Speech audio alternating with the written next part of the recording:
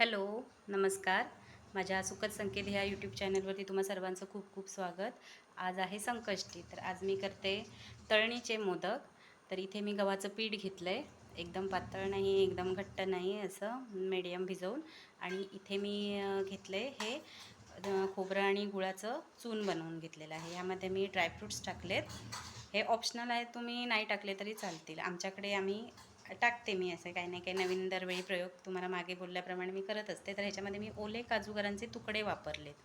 हे बघा, ह्यामध्ये तुम्ही बघू शकता. तर आता आपण मस्तपैकी मोदक वळूया. इथे मी छानपैकी अशी छोटी गोळी घेतली आहे. ते आता इथे पीठ घेतलं आहे, त्या पिठामध्ये मी अशी मस्तपैकी ही गोळीची ह्या वाटी करून घेते. ते बघू शकताय तुम्ही. आमच्या टाउनशिपच्याच बाहेर एक मंदिर आहे गणपतीचं, तर तिथे मी दर संकष्टीला 11 मोदकांचा नैवेद्य दाखवते. तर आजही मी तिथे जाणार आहे.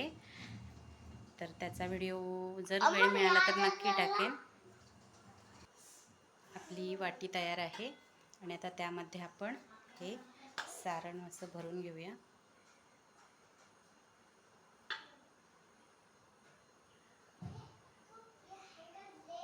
छानपैकी अशा मस्तपैकी पाकळ्या करून घेऊया, म्हणजे दुमट घालूया त्यांना कडेला. मला सुरुवातीला जमत नव्हते मोदक, पण आईचं आणि माझ्या भाऊजाईचं बघून बघून मला थोडे थोडे जमायला लागलेत.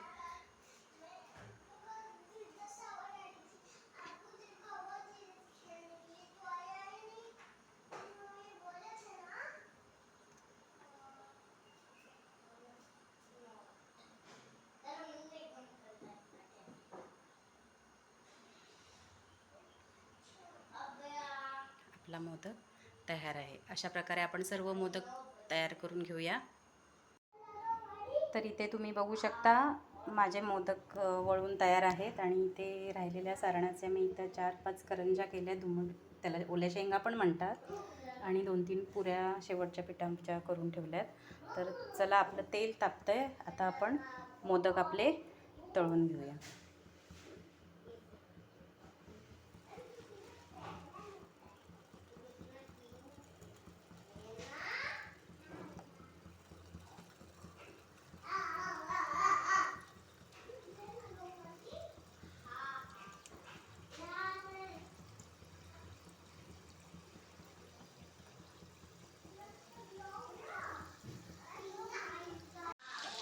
आपल्या मोदकांनी छान असा रंग बदललेला आहे. तर चला मग बाकीचे पण आपण सारे असे पटापट तळून घेऊया. तर तुम्ही इथं पाहू शकता माझं सगळं आता निवेदाचं मोदक तयार झालेले आहेत. तर आवडल्यास माझ्या चॅनलला सबस्क्राईब करा, लाईक करा आणि शेअर करा. आणि काही सुधारणा असेल किंवा तुम्ही कसले मोदक करता, उकडीचे, तळणीचे की वाफेचे, ते मला नक्की कमेंट्स करून सांगा. आणि हे मोदक आपण उकडून पण करू शकतो हां, जसे आपण उकडीचे तांदळाचे करतो तसेच. ह्याची पण चव फार छान लागते. तर थँक्यू.